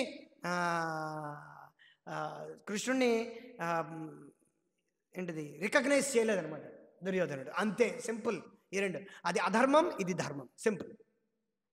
దానికోసం అని చెప్పి కృష్ణుడు ఎన్నో పన్నాగాలు పన్నాడు. అవన్నీ కూడా ధర్మబద్ధమైనటువంటివి. చాలామందికి అది నచ్చదనమాట. కర్ణుణ్ణి కింద నేల మీద చంపేశాడు, అది అధర్మం కాదా? తర్వాత ఏమని చెప్పాడు, సుదర్శనుణ్ణి సూర్యుడు ఇచ్చేసి జయద్రథుడిని చంపేశారు. ఇదంతా కృష్ణుడు మాయావి నాటకాలు ఆడకపోతే అర్జునుడు ఎలా గెలవండి? నిజమే, కరెక్ట్గానే చేశారు. మీరు ఇవన్నీ జ్ఞాపకొచ్చున్నారు. కానీ అక్కడ భగవద్గీతలో కృష్ణుడు నేనే ఇవన్నీ చేస్తున్నాను, ఈ మొత్తం అంతా కాలోస్మిహం లోకక్షయ అని చెప్పి కాలంలో నేను అందరినీ చంపేస్తాను నిన్ను తప్ప అని చెప్పాడు అనమాట అర్జునుడు. మీరు 5 పాండవులు తప్ప మిగతా వాళ్ళందరినీ నేను చంపేశాను ఆల్రెడీ. నువ్వు చంపినా చంపకపోయినా వాళ్ళని నేను చంపేశాను అంటాడు అన్నమాట. అప్పుడు ఎందుకు అర్జునుడు యుద్ధం చేయడం అని అనుకోవచ్చింది, ఎలాగో నువ్వే చంపేస్తున్నావు కదా అని. సో అది ముక్త పురుషుడికి బద్ధస్థితిలో ఉండేటువంటి వ్యక్తికి తేడా అనమాట. It is not acting due to living force, it is simply acting reaction of his past activities. ఇక్కడ ప్రభుపాదులు చాలా మంచి ఉదాహరణ ఇచ్చారు. ఎలాగైతే ఫ్యాన్ తిరుగుతోంది, ఫ్యాన్ యొక్క స్విచ్ని ఎప్పుడైతే ఆఫ్ చేస్తామో, అది ఎప్పుడైతే ఆర్పేస్తామో, స్విచ్ ఆర్పే అంటాం. స్విచ్ ఆర్పేసినా సరే కొంతసేపటికి తిరుగుతూనే ఉంటుంది అనమాట. అలాగైతే మనం పెడల్ వేస్తాం, సైకిల్ పెడల్ వేస్తాం. సైకిల్ పెడల్ ఎంత గట్టిగా వేసామో అంతవరకు ఆ సైకిల్ వెళుతూనే ఉంటుంది. అఫ్కోర్స్ సైన్స్ ప్రకారంగా మొమెంటమ్, స్పీడ్ అండ్ ఎయిర్ ఇదంతా ఎఫెక్ట్ డెఫినేషన్ చెప్పుకోవచ్చు. బట్ ద పాయింట్ అది విషయం కాదు. పాయింట్ అంటే మనం పెడల్ ఎంత ఫోర్స్ పెట్టి వేసామో అన్న దాని మీదే ఆధారపడి ఆ సైకిల్ ఎంతవరకు అయితే వెళ్ళాలో అంతవరకు వెళుతుంది అనమాట. ఆ తర్వాత ఆ సైకిల్ ఆగిపోతుంది అనమాట. ఈ ఫ్యాన్ ఆగిపోతుంది అనమాట, స్విచ్ ఆఫ్ చేస్తాం. కానీ ముఖ్య విషయం ఏమిటంటే అక్కడ స్విచ్ ఆఫ్ చేయడం, ఇక్కడ పెడల్ వేయకపోవడం అనేది ముఖ్యం అన్నమాట. అంటే ఈ భౌతిక స్థితిలో ఉండేటువంటి 3 గుణాల యొక్క మనస్సు అనేది, ఈ శరీరం అనేది ఎలాగో ఉంది, సరే ఒప్పుకుంటున్నాం. కానీ ఇంకా నేను భౌతిక శరీరంలో ఉండేటువంటి మనస్సుని ఇంకా నేను భౌతిక స్థితిలో ఉండేటువంటి 3 గుణాల్లో నేను బద్ధం చేయను, 3 గుణాలటువంటి సంబంధించినటువంటి కార్యాలు చేయను. ఈ ఈ ఇంద్రియాలని భగవంతుడి యొక్క సేవలో ఉపయోగిస్తాను. భగవంతుడి సేవలో కావాల్సినటువంటి శ్రవణంకి నవవిధ భక్తి చేస్తాను. నవవిధ భక్తితో వచ్చేటువంటి కార్యంలో వచ్చేటువంటి ఏదైనా సరే భగవంతుడు స్వీకరిస్తాడు. అది పాపమైన పుణ్యమైన, అది పాపం పుణ్యంకి అతీతమైనటువంటిది. యాక్చువల్గా అందులో పాపం పుణ్యం ఉంటుంది, అది అకర్మణం, అది అకర్మం అన్నమాట. అది కర్మకు సంబంధించినటువంటిది కాదు. సో ఈ రకంగా మనం ఏంటంటే అర్థం చేసుకోవాలన్నమాట. సో ఎప్పుడైతే భక్తుడికి కూడా కొంచెం ఇంద్రియాలు ఉండొచ్చు, భక్తుడు కూడా బద్ధస్థితిలో ఉండేటట్టు ఉండొచ్చు, వాళ్ళకు కూడా కామే కోరికలు ఉండొచ్చు, వాళ్ళకు కూడా ఎన్నో శరీరం సహకరించకపోవచ్చు, వ్యాధి రావచ్చు, కోపం రావచ్చు, కొన్నిసార్లు కొంతమంది కొట్టేసేయవచ్చు, కొంతమందితో చాలా హార్ష్గా మాట్లాడవచ్చు, కొంతమందితో అంటే వాళ్ళకి అంటే దీన్ని ఏమంటారు మూడ్ స్వింగ్స్ అంటారు అనమాట. మూడ్ అనేది మారిపోతుంటుంది అనమాట. పొద్దున్న ఏ రకంగా లేస్తాడో తెలియదు, పాపం ఎంతో కన్స్ట్రక్షన్ ఉంది, ఈ టెన్షన్లో మనం ఏదో అడుగుతాం, ఆయన ఏదో చెప్తుంటాడు. ఇవన్నీ మనం ఏంటంటే టాలరేట్ చేయాలి. అందుకే ఇది మాత్రా స్పర్శాస్తు అంతే శీతోష్ణ సుఖం, ఇవన్నీ కూడా శరీరానికి సంబంధించింది. కానీ ఆయన యొక్క మనస్సు ఏమిటిది? అపిచేత్ దురాచారం ఉండొచ్చు అనమాట కొంచెం. ఎందుకంటే మనం బద్ధస్థితిలో ఉన్నాం. బద్ధస్థితిలో యొక్క శరీరం వలన బద్ధ మనస్సు ఉంటుంది, ఎన్నో ఎన్నో ఏమిటంటారు దాన్ని, వాసనలు ఉంటాయి, ఎన్నో చేసినవి. 3 గుణాల్లో మనం బద్దులు అయిపోవడం వల్ల కొన్నిసార్లు అలా అవుతుంటుంది అనమాట. కానీ ఎప్పుడైతే మనం ఏంటంటే అపిచేత్ దురాచారో భజతేమా అనన్య భాగ్, అది చూడాలన్నమాట. అనన్యంగా ఆయన భక్తి చేస్తున్నాడా లేదా, అనన్యమా భజతేమా అనన్య భాగ్ సాధుర్యం. అటువంటి వ్యక్తి ఏ రకంగా కొంచెం లోపాలు ఉన్నప్పటికీ వాళ్ళు ఎప్పుడూ కూడా క్షిప్రం భవతి ధర్మాత్మ. ఇది ఎవరికి చెప్పారు? ఎవరైతే ఈ భక్తి చేస్తున్న వ్యక్తి దగ్గర కొన్నిసార్లు లోపాలు చూస్తున్నటువంటి వ్యక్తి గురించి చెప్తున్నారు ఇక్కడ. ఏమిటి? క్షిప్రం భవతి ధర్మాత్మ. నువ్వు అలా చూడకున్నా, నువ్వు బద్ధస్థితిలో నువ్వున్నావు, ఆయన కొన్నిసార్లు నీ బద్ధస్థితిలో ఉన్నట్టు కనిపిస్తుంది, కానీ నువ్వు అలా చూడక ఆయన్ని, నువ్వు ఎప్పుడైతే నువ్వు ఈ బద్ధస్థితి కాదు, భక్తి చేసుకుంటున్నాడండి, పర్వాలేదు, కొంచెం కోపం అన్నీ ఉంటాయి, అది సంస్కరించబడుతుంది, ఆయన గురువు గారు ఉన్నారు, తర్వాత భక్తియుక్త సేవలో నియమాలన్నీ పాటిస్తున్నాడు, కొన్నిసార్లు తప్పులు చేస్తుంటాడు. మనం ఎప్పుడైతే అంటామో ఈ వ్యక్తి ఎవరైతే ఆయన పట్ల భక్తుడి పట్ల అపరాధాలు ఏవైనా చేస్తే ఈ వ్యక్తి ధర్మాత్ముడిగా తయారవుతాడన్నమాట. ఈ వ్యక్తికి అర్థమవుతుంది అనమాట, ఓకే అలా అనకూడదు, ఓకే. అప్పుడు అపిచేత్ దురాచార భజతేమాన ఈయన కూడా అనన్యమైనటువంటి భక్తిలోకి రాగలడు. లేకపోతే మొదటి అనన్యమైనటువంటి భక్తి చేస్తున్న వ్యక్తిలో కొంచెం లోపాలు ఉండొచ్చు అని చెప్పి క్షిప్రం భవతి ధర్మాత్మ అని ధర్మాత్మకి ఎలా వస్తాడు? ధర్మం అనేది సాధారణమైనటువంటి ధర్మం. అక్కడ అనన్యమైన భక్తికి సాధారణ ధర్మానికి చాలా తేడా ఉందన్నమాట. అది పరోధర్మం అన్నమాట అనన్య భక్తి. ఇది ఇక్కడ ఏదైతే ధర్మాత్మ కావడం అంటే వర్ణాశ్రమ బ్రహ్మ ప్రకారంగా ధర్మ అర్థ కామ మోక్షానికి సంబంధించింది అనమాట. సో అక్కడ భౌతికమైన విషయం గురించి ఎందుకు మాట్లాడతారు? అక్కడ భౌతిక ఎవరి గురించి అంటే ఎవరైతే వ్యక్తి వాళ్ళని చూసి అపరాధిస్తారు. ఇది భక్తి వినోద్ ఠాకూర్లు వారు చెప్పారనమాట. మనం చాలామంది చూస్తుంటాం కదా, బయట వాళ్ళు మనకోసారి వస్తారు, ప్రభు మీ వాళ్ళందరూ ఏంటిది పడుకుంటున్నారు అని అంటారు అనమాట. ప్రభుపాదుల వారి దగ్గర నుంచి ఇలాగే అన్నారు అనమాట. ఏమిటి మీలో సగం భక్తులందరూ పడుకుంటున్నారు, జపంలోనే ఉన్నారు అన్న. ప్రభుపాదులు ఏంటంటే వాళ్ళు కనీసం జపంలోనే నిద్రపోతారు, నువ్వు కనీసం జపం కూడా చేయడం లేదు. మనల్ని అలాగే అంటారు కదా, ప్రభు మీ డివోటీ వచ్చాడు, క్లాస్ ఇచ్చాడు, కానీ మేము అందరం ఫ్రై అయిపోయాం పూర్తిగా, ఏమిటా క్లాస్ మరీ హెవీగా ఉంది క్లాస్ అని అంటారు అనుకున్నాను. అయ్యి ఉండొచ్చు, కాకపోతే ఆయన భక్తియుక్త సేవలో ఎలా ఉన్నాడనేది మీరు చూడాలి. అప్పుడు ఎప్పుడైతే ఆ వ్యక్తికి ఎవరైతే వ్యక్తి అలా చెప్తారో, ఈ వ్యక్తి ఎవరైతే అపరాధం చేశాడో ఈయన ధర్మాత్ముడికి వస్తాడు. ఓకే మనం అలా చేయకూడదని చెప్పి ధర్మాత్ముడిగా వస్తాడు. క్షిప్రం భవతి ధర్మాత్మ సాక్షాత్. అప్పుడు ఆయనకి శాంతి వస్తుంది అనమాట. చూడండి ఎంత అసలు భగవద్గీతలో ఇవన్నీ మనం అనలైజ్ చేసుకుంటే ఎన్నో విషయాలు ఉన్నమాట. సో మనం ముఖ్యమైన ఏంటంటే మళ్ళీ స్విచ్ వేయకూడదు అనమాట, మళ్ళీ పెడల్లు కొట్టకూడదు అనమాట, ఆపేయాలి, అంతటితో ఆపేయాలన్నమాట. స్విచ్ మళ్ళీ వేయకూడదు, స్విచ్ తీసి బయట పారేయాలన్నమాట, స్విచ్ని కాల్చేయాలన్నమాట. మనం మళ్ళీ భౌతికమైనటువంటి కార్యాలు చేయకూడదు అనమాట. మనం భగవత్ కార్యాలు కూడా కృష్ణ కర్మ చేయాలి, కృష్ణ క్రియాయోగమే చేయాలన్నమాట. ఏమిటి చేయాలి? కృష్ణ క్రియాయోగమే చేయాలన్నమాట. కృష్ణుడికి సంబంధించినటువంటి కార్యంలో చేయాలి. అప్పుడేమవుతుందంటే యానిషా సర్వభూతానాం పశ్యం, అప్పుడు మనం జాగృతం అవుతాం అనమాట. అప్పుడు మనకి చీకటికి వెలుతురికి తేడా తెలుస్తుంది. ఇక్కడ యానిషా సర్వభూతానం ఈ శ్లోకంలో ఏమిటి చెప్పారంటే, ఎవరికైతే వ్యక్తికి రాత్రో మేలుకొచ్చినటువంటి యోగికి అదేమిటంటే పగలనమాట. ఏ వ్యక్తికి అయితే మేల్కొన్నటువంటి వ్యక్తికి పగలో పడుకుని ఎవరైతే బద్ధస్థితిలో ఉన్న వ్యక్తులకో వాళ్ళకేంటంటే రాత్రి అనమాట. చూడండి, ఇప్పుడు అందరూ కూడా రివర్స్ ఆర్డర్లో వర్క్ చేస్తున్నారు. ఎవడు కూడా పగలు వర్క్ చేయడం లేదు. పగలంతా పడుకుంటారు, రాత్రంతా తెలివేసి ఉంటారు. పగలంతా తినరు, రాత్రంతా తింటారు. 4 గంటలకు తింటారంట బిర్యానీ. కొంతమంది విఐటి కాలేజీలు, పెద్ద పెద్ద కాలేజీల్లో అంతే. ఈవెన్ యూఎస్లో కూడా అంతే. నైట్ షిఫ్ట్ అంతా చేస్తారు. పగలంతా 8, 9, 12, 1 గంట వరకు పడుకొని 1 గంట 2 గంటలకు కాలేజీకి వెళ్తారు. ఇప్పుడు ట్రంప్ వచ్చి వాళ్ళందరి తాలూకా తలలు తీసేసాడు అనమాట. పాపం, చాలా కష్టం ఉంది. సో ఇక్కడ కూడా చెప్తున్నారు ప్రభుపాద గారు, 2 రకాలైనటువంటి తెలివైన వ్యక్తులు ఉంటారు. ఒక తెలివైన వ్యక్తి ఇంద్రియ తృప్తి కోసం వర్క్ చేస్తున్నాడు, ఇంకో వ్యక్తి ముక్త పురుషుడుగా ముక్త స్థితిలో పనిచేస్తున్నాడు. ఇద్దరి యొక్క స్థితిగతులు అందరి 2 కూడా వేరువేరైనటువంటి, ఇద్దరు వేరు కాదు, ఒకటి కాదు. ఒకడేమో చాలా వాళ్ళ యొక్క కార్యాలన్నీ కూడా చాలా వేరుగా ఉంటాయి. ఇక్కడ ప్రభుపాద వారు అదే చెప్తున్నారు అనమాట. ఏమిటి చెప్తున్నారు? The introvert remains alert in the knight of the materialistic men. భౌతికమైన వ్యక్తులకు ఎప్పుడైతే రాత్రి అవుతుందో వీళ్ళు ఎప్పుడూ కూడా మెలుగుగా ఉంటారు అనమాట. ఎలా మెలుగుగా ఉంటారు? ఎప్పుడు ఆ పడుకోవడం కూడా వీళ్ళకి ఏమిటంటే భగవత్ సేవగా లాంటిది అనమాట. వాళ్ళు ఎప్పుడైతే మెలుగుగా ఉంటారో వీళ్ళెప్పుడు పడుకుని ఉంటారు అనమాట. పడుకోవడం అంటే దాని అర్థం ఏమిటి? పడుకోవడం అంటే వాళ్ళు ఎప్పుడు కూడా భగవంత్ చింతనలో పడుకుంటారనమాట. చూడండి, the sage feels transcendental pleasure in the gradual advancement of spiritual, whereas the man, ఏమిటి ఇక్కడ చెప్పారు? The introspective sage remains alert in the night of the materialistic man. వాళ్ళ యొక్క రాత్రి ఇక్కడ వాళ్ళ యొక్క భౌతికమైన వ్యక్తుల రాత్రి అంటే ఏమిటి అర్థం? వాళ్ళు ఎప్పుడైతే వాళ్ళకి 3 గుణాలు ఏమిటి, మనస్సు ఏమిటి, బుద్ధి ఏమిటి, అహంకారం ఏమిటి, ఇదంతా చీకటితో సమానం అనమాట. కానీ ముక్త స్థితిలో ఉండే వ్యక్తికి ఇదంతా కూడా మేలుకొలుపు అనమాట. వాడు జాగృత అవస్థలో ఉంటాడన్నమాట. వాడు ఇప్పుడు పడుకోవడం అనేది ఉండదు, స్వప్నావస్థలో ఉండడన్నమాట. ఇక్కడ మనం తెలుసుకోవాల్సింది.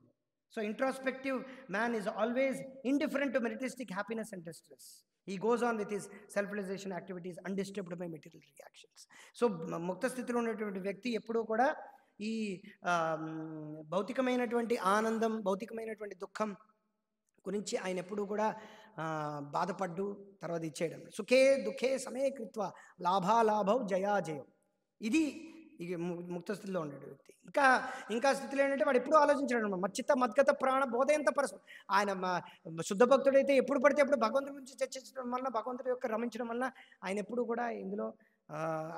కూడా ఈ సుఖ దుఃఖం అనేది పెద్ద విషయం కాదనమాట. సుఖం అంటే భగవంతుడి సేవ, దుఃఖం అంటే భగవంతుడి సేవ లేకపోవడం అనమాట. అది ఆ రకంగా ఆలోచిస్తాడు. హరే కృష్ణ హరే కృష్ణ కృష్ణ కృష్ణ హరే హరే, హరే రామ రామ రామ హరే. అయ్యో, 9:30. శ్రీమద్ భాగవతం కీ జాయ్, శ్రీల ప్రభుపాద కీ జాయ్.